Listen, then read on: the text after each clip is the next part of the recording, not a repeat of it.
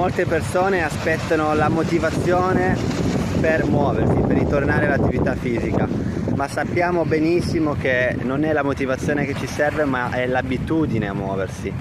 Quindi se tu ti sei fermato o fermata perché soffri di dolore cronico, per qualsiasi altra problematica, per tempo, perché fa troppo caldo, perché fa troppo freddo, non importa la scusa, inizia da oggi con qualcosa di veramente piccolissimo e incrementa quel piccolissimo giornalmente. Quindi nel mio programma, per dire, io do il primo step è quello di fare 5 squat per 4 serie. È piccolissimo come step, è inesistente come esercizio fisico, però da là ogni giorno andiamo su.